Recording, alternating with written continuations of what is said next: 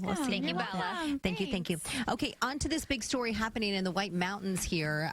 This is one of the most followed and watched story lines around the nation.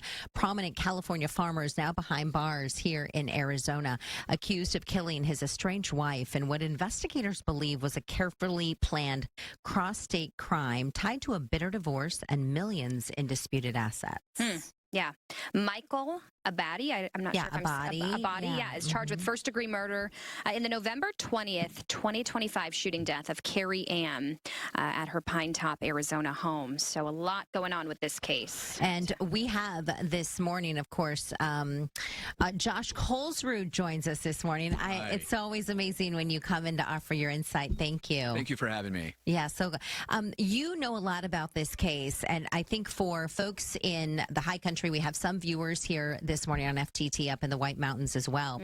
Her family, the victim's family, has been around in the White Mountains for a long, long time. I believe they have a road named after them. They're like a Pine Top pioneer family. Sure. She comes from a big family in the White Mountains. And I think a lot of people are kind of bewildered by what happened. You know, it's a crazy story because it involves really two prominent families here in Arizona. You have the Abadi family, which is a very prominent and old farming family, and then also the victim's family, who is well known in northern Arizona. And you have allegations that there was a contentious divorce and a motive to kill, but you also are missing a lot of evidence as well that the direct evidence. You don't have a confession, you don't have the weapon, but what you do have is circumstantial evidence. You have timestamps where the defendant was driving to Pine Top and back within 24 hours. And that's going to be pivotal in the case going forward to show that he had motive, means, and opportunity.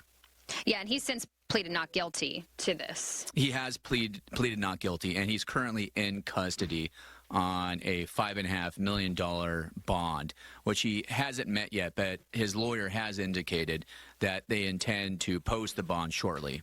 You know, the question here is, and some of the reports being released are that they were going through this bitter divorce. He was going to give her a certain amount of money. She asked for more money, and they were in this kind of back and forth, right? And it was there was a big difference between her amount and his. Yeah, the difference was around $25,000 a month. I think currently she was receiving somewhere around $5,000 to $7,000 a month, if my memory serves me correct. But she was then asking for around $30,000 per month. And again, we don't know if that is, if that's what precipitated the murder in itself, but it does show motive. Now, motive doesn't prove that anybody did it. It just gives a reason why. So prosecutors still have to prove beyond a reasonable doubt that this person is the one that actually pulled the trigger. Yeah. And right now, we don't have the evidence that we need to be able to make that determination. As far as like the murder weapon, a murder weapon, a confession, or some other evidence that indicated that he admitted or wrote down that this was his intention. And what process were they? Obviously, they were already within divorce proceedings, but they were not officially divorced yet. Nothing was set in stone.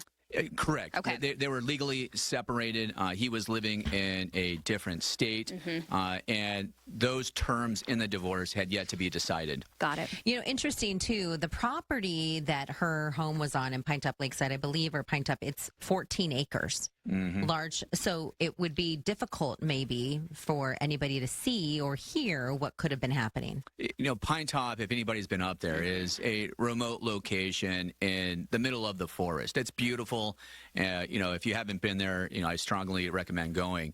But because it's so remote, you're not going to hear those things like you would if this happened in the middle of Phoenix, for example, where, if your next door neighbor is shot, most likely the whole entire neighborhood's going to hear that. But that's not really so in a lot of places in Pine Top. And where are we at in the case? Where does it stand right now? Obviously, he pleaded not guilty, so where do things go from here? So we're at the very beginning stages of the case, and the lawyers have indicated that they're going to challenge the bond amount and certainly going to post it. But They had the arraignment, and now they're probably going to have at least 3 or 4 other type of status conferences before a trial will actually happen. Now, if trial does happen, it'll likely happen probably in about a year or so. It usually takes a little longer on these high-profile murder cases, so it's not something that's going to happen very, very soon.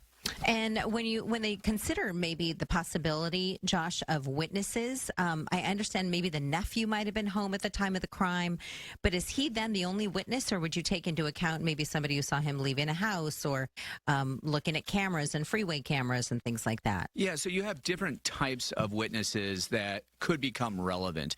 Obviously he would be very relevant if he heard or saw something. But, you're right. Like if somebody else saw his, the defendant's vehicle in that area, that puts him there at a certain time and location. And that could become very relevant if this defendant says that it wasn't me, it was somebody else, or I wasn't there. I wouldn't be surprised in a case like this where he may have an alibi.